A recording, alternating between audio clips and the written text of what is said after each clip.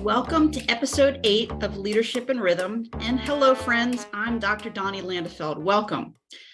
So we all have triggers that set us off. And depending upon our threshold for tolerance, some triggers we recover from quickly, while others hijacked us for a much longer period of time.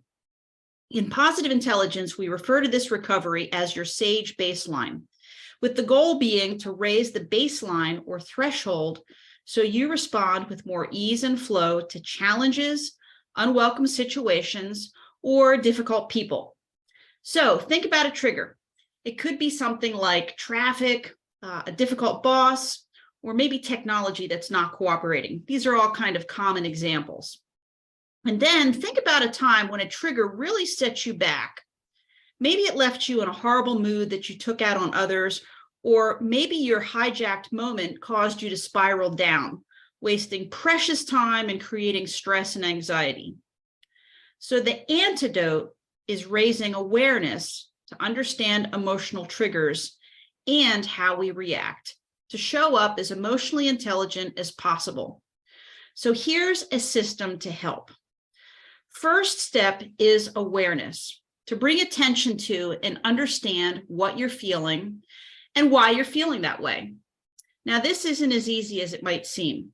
Some folks truly struggle with identifying an emotion. And sometimes we can experience more than one emotion at a time, so that makes it even more difficult.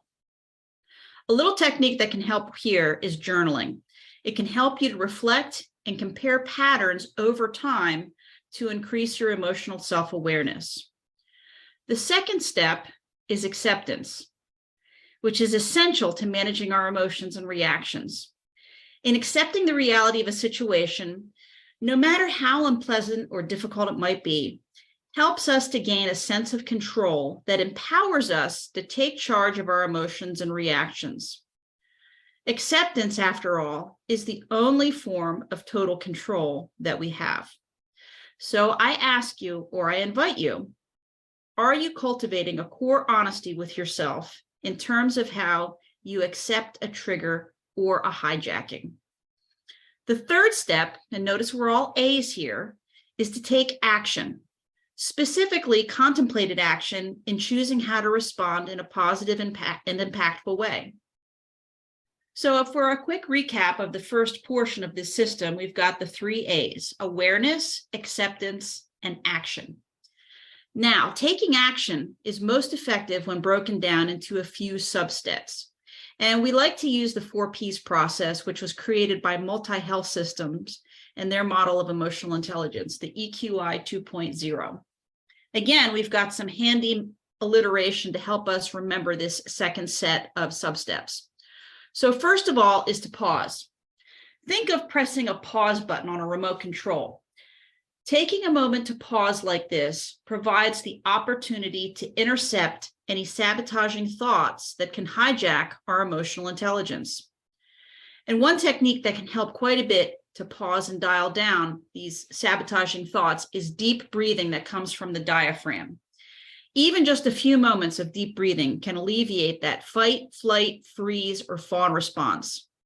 And then this makes it much easier to access higher order functioning in our brain, which leads to the next step, which is to process. So after allowing some time for your sympathetic nervous system to reset, now it's time to reflect upon potential next solutions or steps. And there are kind of 2 parts to this processing.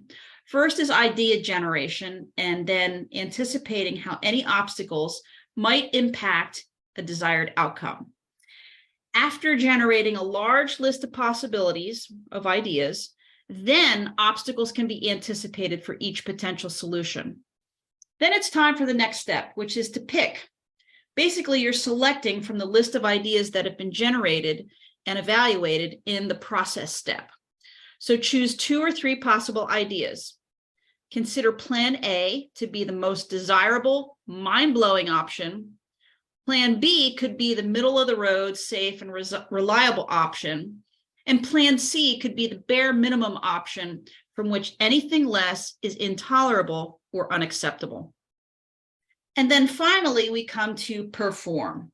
This is the implementing option that you've chosen from the previous step. So this final step is the actual doing, or the behavior that you've carefully and intentionally contemplated. After performing, do some wrap up of this system by evaluating the impact or outcome. Using an accountability partner or strategic advisor can be a bonus to share feedback, so you're continuously growing and sophisticating your system. So we all have triggers and a baseline for how much we can tolerate. And the way we show up more emotionally intelligent to maximize impact and mitigate stress is by exercising more emotional intelligence.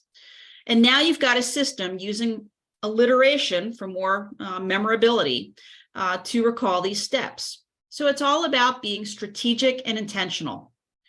Awareness, acceptance, and action is the first half of the system, the 3 A's.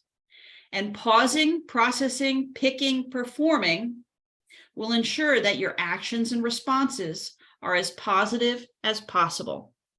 To learn more on this topic, I invite you to read the full article. If you're listening on YouTube, simply click the link that's embedded in the overview to opt into our monthly newsletter. And remember to subscribe to Leadership in Rhythm so you're alerted of new videos and don't miss an episode. Keep it going to create your leadership in rhythm, and I thank you for listening.